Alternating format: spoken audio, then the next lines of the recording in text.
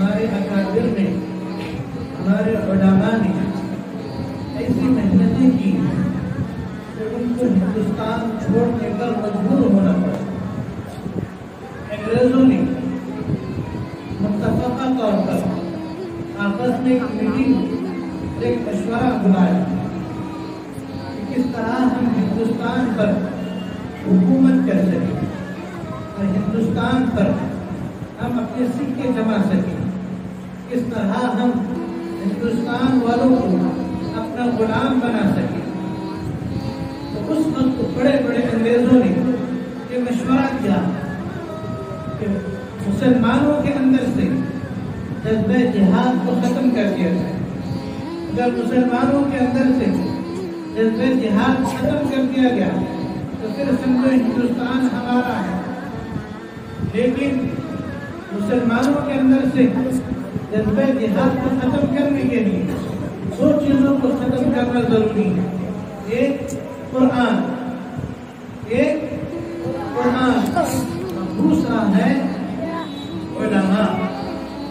اگر قرآن کو ختم کر دیا گیا اور علماء کو ختم کر دیے گئے تو پھر سمجھو ان کے دلوں کے اندر سے جذبہ جہاد ختم ہو گیا، اور جب جذبہ جہاد ختم ہو گیا تو پھر اب وہ نام کے مسلمان رہیں گے۔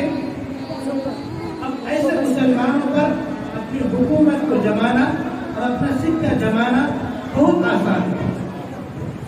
تو لہذا انہوں نے سب سے پہلے قرآن پر حملہ کیا، لاکھوں سینکڑوں قرآن انہوں نے جلا دیا اور جلا کر انہوں نے ندیوں میں بہا دیا، یہاں تک کہ کہتے ہیں کہ ندیوں کے پانی اس قرآن کی سیاہی سے اور اس قرآن کے برف جو جل چکے تھے، قرآن کے پانی کالا ہو گیا۔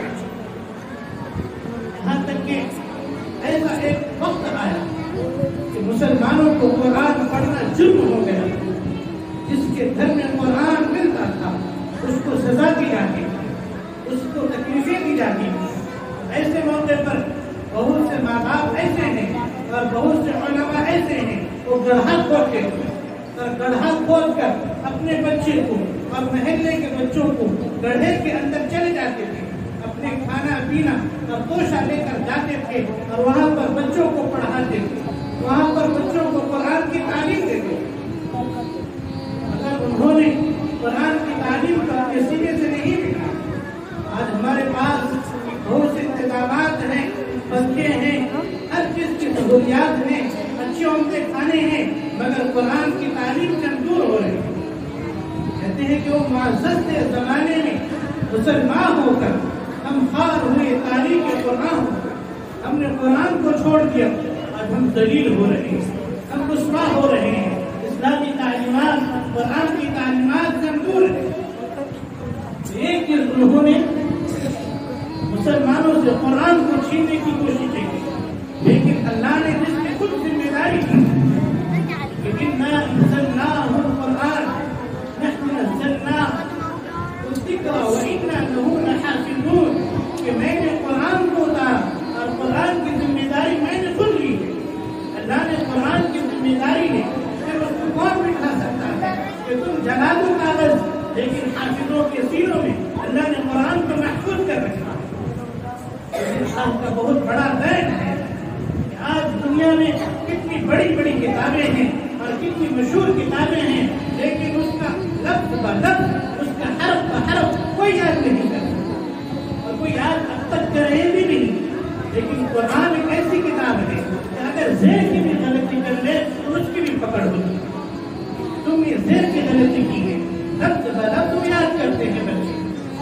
میرے بھائی اور میرے بچوں کو قرآن اللہ کی بہت بڑی عظیم نعمت ہے، اس کو اپنے سینے سے لگانا چاہیے، اس کو اپنے دلوں سے لگانا چاہیے۔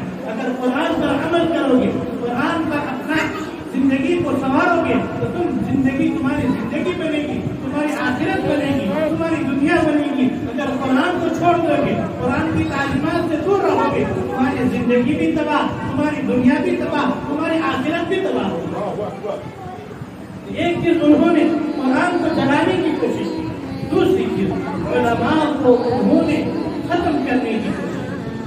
اگر علماء رہیں گے تو پھر یہ سورج کی طرح رہا ہے، یہ مرکز ہے، یہ لوگوں کے دماغوں میں اپنی باتوں کو ڈالتے ہیں اور لوگوں کے دماغ پر ذہن شانتی کرتے ہیں کہ لوگ جذباتی بن جاتے ہیں کہ ایسے لوگوں پر ہم حملہ کرنا اور ان پر قابو جمانا مشکل ہوتا ہے، لہٰذا علماء کو ختم کر دیا جائے۔ لیکن آج کل ایک ماحول ایسا بنا ہوا ہے کہ لوگوں کو علماء سے دور کیا جا رہا ہے، عوام الناس کو علماء سے کاٹنے کی کوشش کر رہے ہیں، کہتے ہیں کہ حضرت گوگل سے پوچھو، کچھ مسئلہ ہے گوگل کو سرچ کرو مسئلہ آ جاتا ہے، اب وہ سچ ہے غلط ہے حقیقی ہے یا کچھ بنائی ہوئی ہے کہ ہمارے پاس علم نہیں ہے، ہمارے نزدیک کو کسوٹی اور وہ معیار نہیں ہے پرکھنے کا کہ کون سا حق ہے کون سا غلط ہے، کون سا باطل ہے کون سا گمراہی ہے، ہمارے اندر وہ کسوٹی نہیں ہے۔ ایک کسوٹی اور ایک معیار کون بتائے گا؟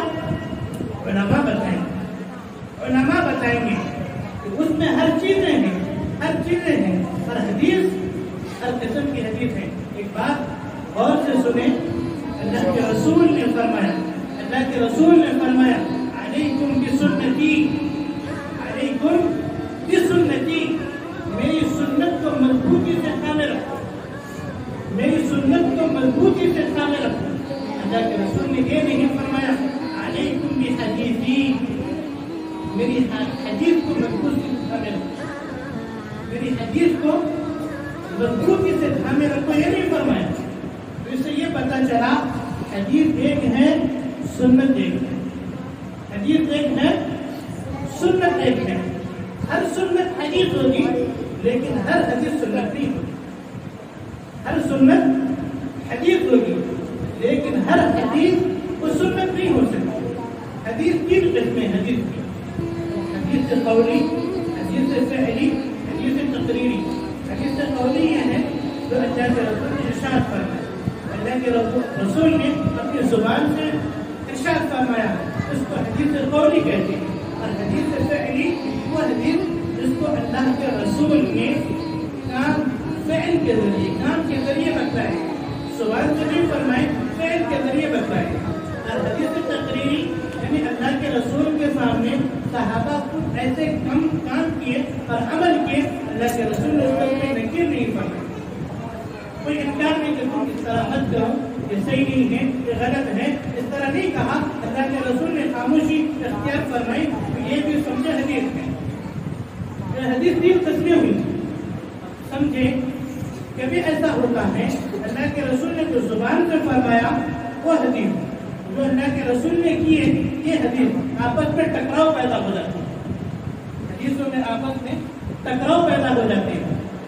ایک حدیث میں ہے، بخاری شریف کی حدیث میں ہے، حضرت عائشہ رضی اللہ تعالی عنہا فرماتی ہے کہ میں نے اللہ کے رسول کو کبھی بھی کھڑے ہو کر پیشاب کرتے ہوئے نہیں دیکھا۔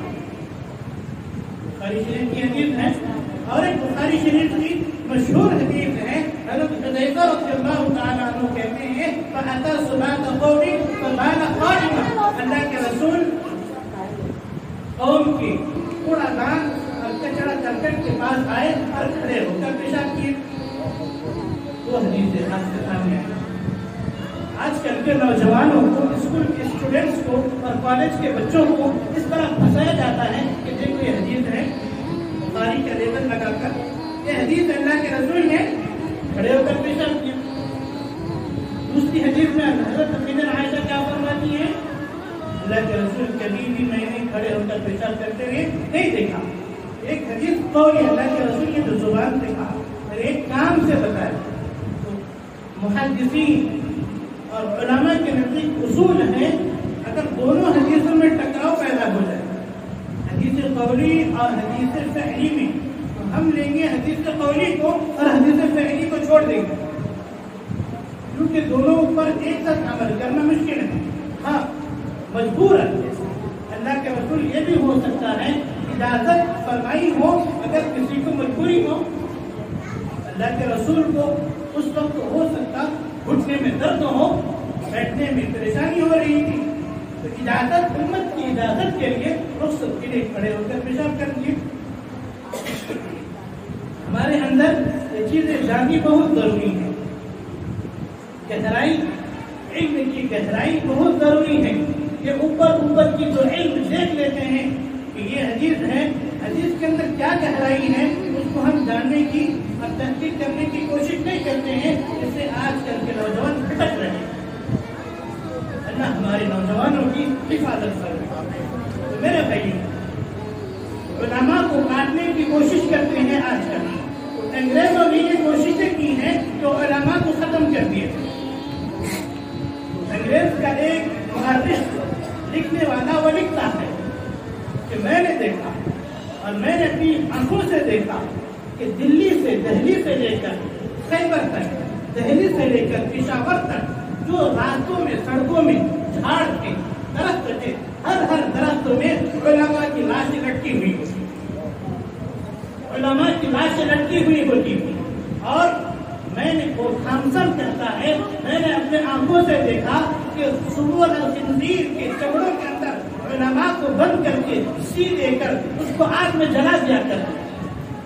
وہ کہتا ہے کہ میں نے دیکھا کہ علماء کو گولیوں میں بند کر کے ندیوں میں ڈال دیتا اور اس میں گولیوں کا نشانہ بناتا.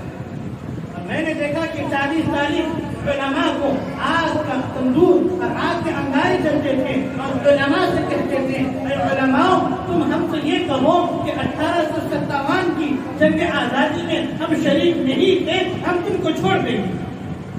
لیکن وہ کہتے ہیں کہ میں نے اپنے آنکھوں سے دیکھا تو علماء کہتے ہیں کہ میں اپنی جان کو قربان کر دیں گے اور اپنی جان کو قربانی دینے پر تیار ہو جائیں گے، لیکن تمہارے حق میں کبھی بھی ہم نہیں بولیں گے.